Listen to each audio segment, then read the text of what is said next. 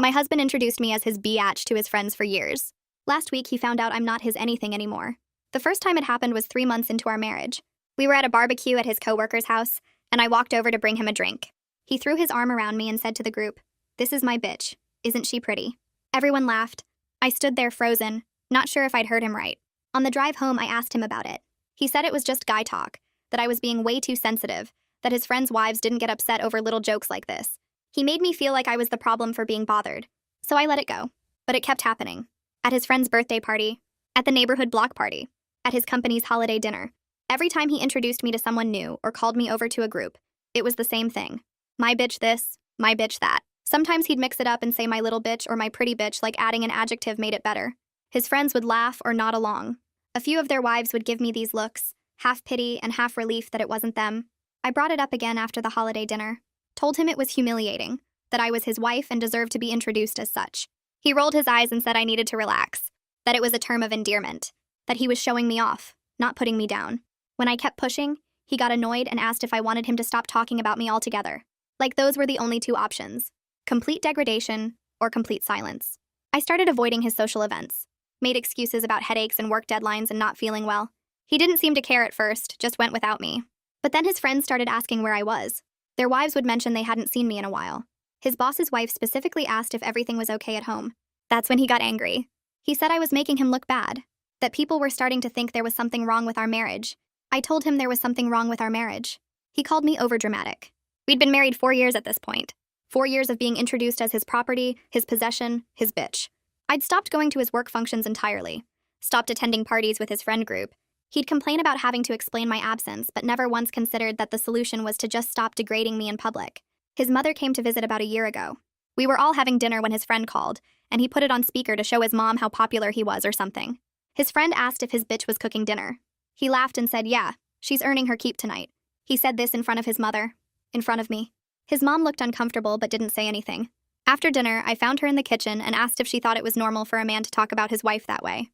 She sighed and said her son had always had a crude sense of humor, that I shouldn't take it personally. Shouldn't take it personally, like it wasn't specifically designed to diminish me. I realized then that no one was going to stand up for me. Not his friends, not his family, not even him. If I wanted it to stop, I had to be the one to stop it. I started putting money aside. Not a lot, just what I could manage without him noticing. I reconnected with friends I'd drifted away from during the marriage. Started seeing a therapist who helped me understand that what I'd been accepting as normal was actually a pattern of disrespect that had eroded my sense of self. I spent 8 months getting ready, found an apartment, secured a job with better hours, told my family what had been going on, and my sister offered to help me move when the time came. He noticed nothing. He was too busy with his friends and his jokes and his ego to realize his wife was planning her exit. The night I left, he was out at a poker game. I packed everything that mattered to me, which turned out to be less than I expected. Left my rings on the kitchen counter with a note that said I was done being his bitch. My sister helped me load the car, and I was gone before he got home. He called 11 times that night. Left voicemails that cycled through confusion, anger, and bargaining. Kept asking what he did wrong, like he genuinely didn't know. His friends reached out over the following weeks. The divorce took 5 months. He fought it at first, kept saying we could work things out, that he'd change. I asked him what specifically he'd change. He couldn't give me a straight answer, just kept saying he'd be better, he'd try harder. Never once acknowledged the actual problem. Never once said he'd stop calling me degrading names. In mediation, he actually tried to argue that I was being unreasonable, that plenty of couples had pet names and inside jokes. The mediator, a woman in her 60s, looked at him and asked if he'd be comfortable being introduced to strangers as his wife's bitch. He went quiet. The mediator waited for an answer, but he just sat there staring at the table. I watched him realize he had no defense, no way to spin this that made him look reasonable. We signed the papers 2 weeks later. The divorce was final by March. I found the roses on my doorstep 3 days after the papers were signed. They were massive. At least 24 red roses in a crystal vase with a card that said he was sorry and he wanted to talk. I stood there looking at them for a long time, feeling nothing. The petals were already turning brown at the edges from sitting in the heat. I picked up the vase, carried it inside, and set it on the kitchen counter. Then I went about my day like they weren't there. 3 days later, they were completely dead, petals falling onto the counter in a brown mess. I threw the whole thing in the dumpster outside my apartment building without reading the card again. Joel started texting on day 4. The first message said he missed me. The second said he didn't understand why I was being so cold. By day 7, he'd sent 17 texts, each one a different version of confusion and hurt. He kept saying he didn't see this coming, that we could fix things if I'd just talk to him. I read every message with the same flat feeling. like I was reading about someone else's life. None of it touched me. On day 8, my phone rang at 2 in the morning. Joel's name lit up the screen. I reached over, silenced it, and went back to sleep. Going back to work felt like putting on a costume. I smiled at patients, checked vitals, administered medications, and pretended everything was normal. But the hospital's chaos was actually a relief. I threw myself into 12-hour shifts, volunteered for extra rotations, and focused on patient care with an intensity that kept me from thinking. My coworker Naomi noticed. She'd catch me in the hallway between rooms or in the supply closet restocking, and she'd give me these looks like she knew something was wrong. But she didn't push. She just started bringing me coffee during our breaks, setting it down next to me without saying anything. One afternoon, during a rare quiet moment in the break room, Naomi sat down across from me. She asked if I was okay. Something about the way she said it, genuine and concerned without being nosy, cracked something in me. I told her about the divorce in clinical terms, like I was describing a patient's condition rather than my own life. I said my marriage ended, the papers were signed, and I was adjusting. She listened without judgment, just nodding occasionally. Then she told me she left a 7-year relationship last year. Said it took her months to feel normal again. I felt less alone than I had in weeks. The next Tuesday, I was in the middle of changing an IV when my charge nurse found me. She said security called from the lobby. My ex-boyfriend was downstairs asking for me. He had flowers. I felt my hands start shaking. The humiliation of my personal mess spilling into my professional space made my face hot. I told her I didn't want to see him. She nodded and said she'd handle it. I finished the IV, but my hands kept trembling. I excused myself and went to the bathroom where I stood at the sink trying to breathe normally. During my lunch break, I sat in my car in the parking garage and finally let myself feel furious. I pulled out my phone and blocked Joel's number, deleted our text thread, and blocked him on every social media platform. The relief was immediate and overwhelming, but it was mixed with unexpected sadness that it came to this. That the man I married for better or worse couldn't respect a simple boundary. I drove home that night feeling lighter and heavier at the same time. Our mutual friends started reaching out the following week. Some were clearly fishing for details, asking vague questions about how I was doing and if Joel and I were really done. Others seemed genuinely concerned. I realized we had overlapping social circles from 5 years together. People were starting to choose sides. 2 friends stopped inviting me to group events. I'd see the photos on social media later. Everyone gathered at someone's house for game night or dinner, and I wasn't there. The isolation stung more than I expected. 3 weeks after the divorce, Joel's friend Marco called me. He said Joel asked him to check on me because he was worried. I recognized the manipulation immediately. I told Marco that Joel could be worried on his own time and I didn't need checking on. Marco sounded uncomfortable. He admitted Joel had been talking about me constantly, telling everyone I left without warning, and he didn't know what he did wrong. Hearing that felt like another violation of my privacy. I told Marco not to call me again and hung up. I ran into Becca at the grocery store the next weekend. She was in the produce section when I turned the corner with my cart. Her face did this awkward thing where she clearly wanted to avoid me, but it was too late. She said hi and asked how I was doing. Then she mentioned, like she was doing me a favor, that Joel told everyone I overreacted to a minor issue, that he tried to work things out but I wouldn't listen. Hearing that he was rewriting our history to make himself the victim made something hot and angry rise in my chest. I told Becca the truth. I told her about the years of being called his bitch in public, about the humiliation, about his refusal to stop even when I begged. I watched her face change as she realized Joel's version didn't match reality. She mumbled something about being sorry and practically ran away from me.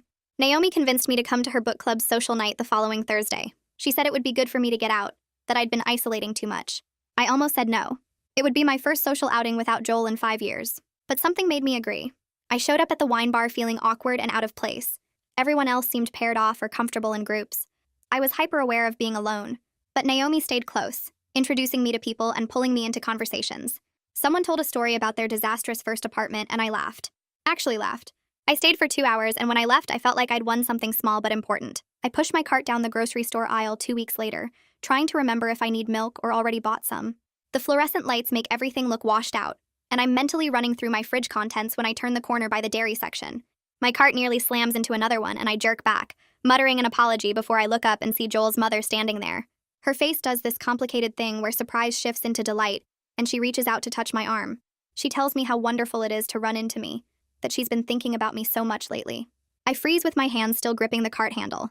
She launches into how Joel has been so down, how he really misses me, how she knows young couples go through rough patches but love always finds a way. The words pour out of her in this cheerful stream, and I can feel my chest getting tight. Part of me wants to tell her everything, to explain exactly why her son and I aren't together anymore, but another part feels weirdly guilty, like I'm the one who failed somehow. She keeps talking about how marriage takes work and compromise, squeezing my arm like we're in this together. I managed to say something vague about how things are complicated, my voice coming out smaller than I want it to. She nods like she understands, but then says she's sure we can work it out, that Joel is a good man who just needs patience. The defensive anger rises up sharp and hot, but I swallow it down because what's the point of arguing with her in the middle of the grocery store? I mumble something about needing to finish shopping, and she finally lets go of my arm, telling me to take care and call Joel soon. I practically run my cart down the next aisle, abandoning half my shopping list just to get away from her. In my car, I sit gripping the steering wheel and shaking, equal parts furious and guilty and exhausted. That night, I can't sleep, lying in bed staring at the ceiling and replaying the conversation with Joel's mother over and over. Around 2 in the morning, I give up and get out of bed, pulling out a notebook from my desk drawer. I start writing a letter to Joel that I know I'll never send, my hand moving fast across the page. The words pour out, everything I couldn't say during our relationship and everything I still can't say now. I write about feeling invisible while he gave pieces of himself to everyone else, about watching him hand out flowers to his mother and Becca and Mila while I got nothing. I write about my grandmother's funeral and how he couldn't be bothered to comfort me, about all the times I needed him and he wasn't there. The roses he brought after the breakup get a whole paragraph, about how they proved he was always capable of the gesture, but just never thought I was worth it. My hand cramps and I keep writing, filling page after page with 5 years of swallowed words and unmet needs. When I finally finish, the sky outside is starting to lighten, and my eyes burn with tiredness. I fold the letter carefully and put it in the bottom drawer of my desk, under some old tax documents where I'll never accidentally see it. Something about writing it all down makes my chest feel less tight, like I've released pressure I didn't know I was carrying. 3 months crawl by and I'm starting to feel almost normal again. I go to work, hang out with Naomi, avoid places where I might run into Joel. Then one Tuesday morning, I open my email and there's a message from him, the subject line just saying, "I'm sorry." My finger hovers over the delete button, but I can't make myself press it. I open the email and it's long, several paragraphs of him apologizing for not seeing how his actions hurt me. He writes about starting therapy and realizing he took me for granted, about understanding now that the flowers weren't just about flowers, but about feeling valued. The words are careful and thoughtful, hitting every point I would have wanted him to understand during our relationship. He says he's been working on himself and wants a chance to prove he's changed, that he knows he doesn't deserve it, but he's asking anyway. I read the email 4 times, each time feeling hope flicker in my chest despite knowing better. Part of me wants to believe that people can change, that therapy actually worked for him, that maybe we could try again and it would be different. I close my laptop and walk away, but 10 minutes later I'm reading it again, analyzing every word for sincerity. I forward the email to Naomi with a message asking what she thinks, hating myself for needing someone else's permission to feel hopeful. My phone rings 15 minutes later and I answer knowing it's her. She doesn't text back because this is too important for texting. Her voice is gentle when she points out that Joel only started therapy after losing me, not because he genuinely wanted to change for himself. She says the timing matters, that real growth comes from internal motivation, not external consequences. I sit on my couch listening to her talk and feeling each word land like a small wound, because they're true. She asks if I really think he's changed or if I just want him to have changed, and I don't have a good answer. We talk for almost an hour, and by the end I feel clearer but sadder, understanding that wanting something doesn't make it real. After we hang up, I read Joel's email one more time and then archive it. Not deleting it, but moving it out of sight. But the email sits in my archived folder like a weight, and 3 days later I find myself typing a response. I tell Joel I'll meet him for coffee to talk. Just to talk. Adding that qualifier like it will protect me. I tell myself it's for closure, that I need to hear him say these things in person to really believe them or really let go. The week before we're supposed to meet is torture. I'm anxious and second-guessing constantly, running through conversations in my head and trying to prepare for every possibility. The morning of the meeting, I try on 5 different outfits, changing between casual and slightly dressy, wanting to look good but not like I tried too hard. I settle on jeans and a sweater that Naomi once said made my eyes look nice. I arrive at the coffee shop 20 minutes early and order a tea I don't really want, sitting at a table by the window where I can see the parking lot. I practice what I want to say in my head, rehearsing lines about boundaries and needing to see sustained change over time. My tea gets cold while I wait and check my phone every 30 seconds. Joel walks in carrying a bouquet of daisies and my stomach drops. He spots me and smiles, walking over with the flowers extended like an offering. I take them automatically, too surprised to refuse, and he sits down across from me. He launches into an apology that sounds rehearsed, hitting all the right emotional notes about recognizing his mistakes and understanding my pain. The words are perfect, almost too perfect, and I find myself listening for something genuine underneath the performance. He talks about insights from therapy, using phrases that sound like they came straight from a self-help book. When I ask him what specifically he's learned about why he acted the way he did, his answer gets vague. He says something about childhood patterns and fear of vulnerability, but can't give concrete examples. I ask what he would do differently if we got back together, and he talks in generalities about being more present and appreciative. The more he talks, the more I realize he's performing contrition, rather than actually feeling it. He knows what I want to hear, and he's saying it, but there's no real understanding behind the words. We've been talking for almost an hour when Joel reaches across the table for my hand. He asks for one more chance to prove he can be the partner I deserve, his fingers warm around mine. I look at his face and see the same expectant expression he always had when he wanted something from me. That look that assumed I would give in because I always had before. The sadness that washes over me isn't about losing him anymore, but about all the time I spent hoping he would become someone he never was, and probably never will be. I spent 5 years waiting for him to choose me first, to see me as worth the effort, and he only started trying when I was already gone. I pull my hand back gently and watch his expression shift from hopeful to confused. He starts to say something else, but I cut him off. I tell Joel clearly that I don't want to get back together, that too much has happened and I've moved on. My voice stays steady, even though my heart is pounding. I explain that I need someone who values me consistently, not just when they're afraid of losing me, and that I don't believe he's actually changed in any meaningful way. He tries to argue, but I stand up, leaving the daisies on the table between us. I walk out of the coffee shop and don't look back, half expecting him to follow me, but also hoping he won't. The grief pressing on my chest is real, but so is the relief flooding through me. He doesn't chase after me, and I'm glad, getting into my car and sitting there for a minute before starting the engine. I drive home feeling lighter than I have in months. 2 hours after I get home, my phone buzzes with a text from an unknown number. I open it and see a message from Joel that's completely different from his careful email. He calls me ungrateful and selfish, says I'm going to regret throwing away what we had, that I'll never find anyone who puts up with me like he did. The words are vicious, and his sudden anger confirms everything I suspected about his apologetic performance. The mask has slipped completely, and this is who he really is underneath all the therapy talk and carefully chosen words. I read the text 3 times, feeling vindicated and sad at the same time. This is the Joel I actually know, the one who lashes out when he doesn't get what he wants, not the reformed man he was pretending to be in the coffee shop. I screenshot the angry text before blocking the new number, saving the image to a folder on my phone. Part of me wants to forward it to everyone who thought I overreacted about the breakup, to show them this is who he becomes when someone sets a boundary. I imagine sending it to his mother or Becca or Marco, watching them realize their version of Joel doesn't match reality. But I don't do it, closing my phone and setting it face down on the counter. I don't need to prove anything to people who didn't believe me in the first place, and getting into a public fight with Joel won't make me feel better. The screenshot is insurance in case he escalates, evidence that I'm not imagining things or being dramatic. I make myself a cup of tea and sit on my couch, feeling tired but also proud of myself for walking away when it would have been easier to give in. The week after I block Joel's new number, I sit in my apartment scrolling through my insurance website looking for therapists. I've been putting this off for months, telling myself I can handle everything on my own, but the screenshot of Joel's angry text sitting in my phone feels like proof I need help. I click through profiles of therapists who accept my insurance, reading their specialties and approaches, feeling overwhelmed by the options. Most of them have wait lists stretching weeks out, but one name catches my attention because she has an opening next Tuesday. Ramona McCarthy specializes in relationship trauma and has a kind face in her profile photo. I book the appointment before I can talk myself out of it. Tuesday comes faster than I expect, and I'm sitting in a small office with cream-colored walls and a brown couch that's softer than it looks. Ramona is maybe 50 with gray streaks in her dark hair and glasses that sit on a beaded chain around her neck. She asks me basic questions about what brings me in, and I feel exposed and stupid, like I should be able to fix my own problems without paying someone to listen. But she has this warm way of nodding and taking notes that makes me feel less judged. I tell her about the breakup in broad strokes, and she doesn't react with pity or shock, just asks follow-up questions that make me think harder about my answers. By the end of the 50 minutes, my shoulders feel less tight, and I schedule another appointment for the following week.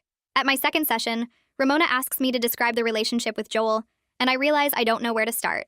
There's so much history, 5 years of moments both good and bad, but what comes out of my mouth is the story about flowers. I tell her how he brought flowers to everyone except me, how he showed up with roses after the breakup like that would fix everything.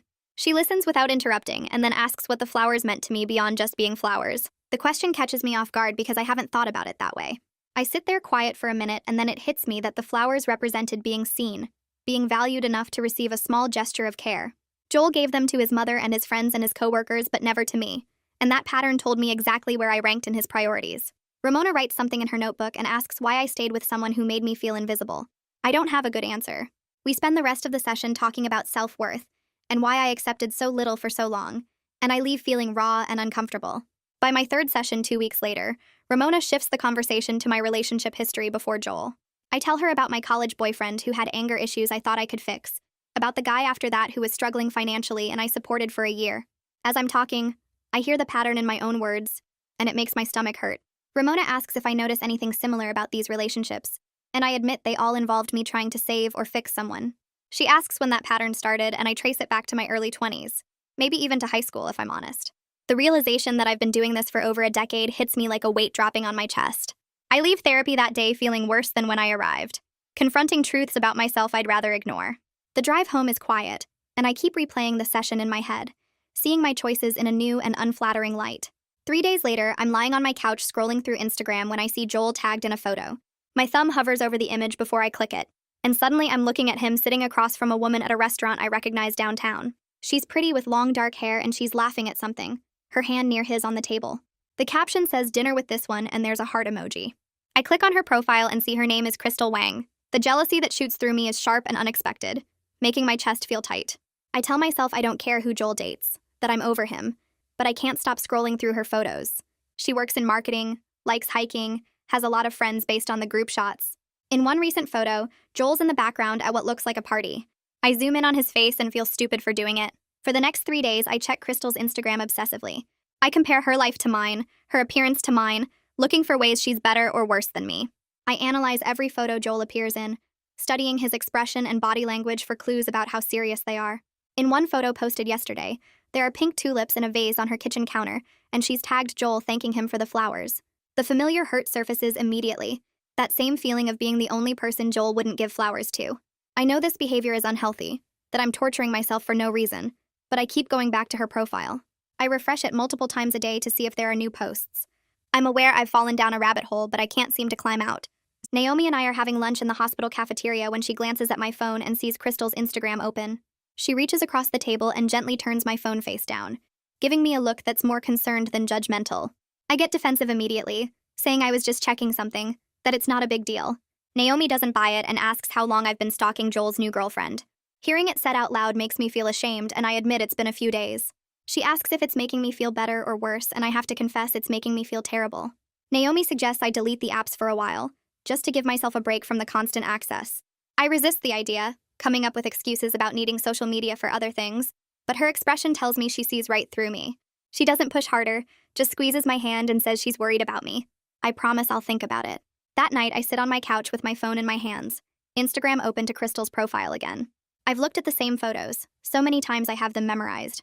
My finger hovers over the app icon, and I think about what Naomi said, about how this is making me miserable instead of better. I close Instagram and go to my settings, finding the app in my list of downloads. Deleting it feels like cutting off a limb, like I'm losing access to something essential even though I know it's poison. My hands shake as I press delete and watch the app disappear. Then I delete Facebook and Twitter too, removing all the ways I can easily check on Joel and Crystal. The urge to reinstall them immediately is so strong I have to put my phone in another room. I text Naomi that I did it, and she sends back a proud face emoji and a heart.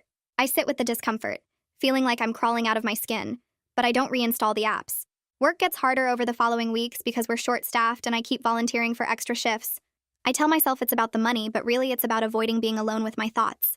During a busy overnight shift, I'm preparing medications for my patients, and I grab the wrong dosage of blood pressure medication for a patient in room 12. I catch it myself before administering it, but just barely, and the near miss shakes me badly. I have to sit in the supply closet for 5 minutes trying to calm down, thinking about what could have happened if I hadn't noticed. The pharmacist who double-checks my correction gives me a concerned look but doesn't say anything. I finish my shift feeling like I'm barely holding it together, wondering if I'm too messed up to be responsible for patient care. The thought of leaving nursing crosses my mind seriously for the first time. 2 days after the medication error, my nurse manager Janelle pulls me aside during my break and asks if we can talk in her office. I know what's coming and my stomach drops as I follow her down the hall. She closes the door and asks what's going on with me lately, mentioning the near miss and the fact that I've been picking up excessive overtime.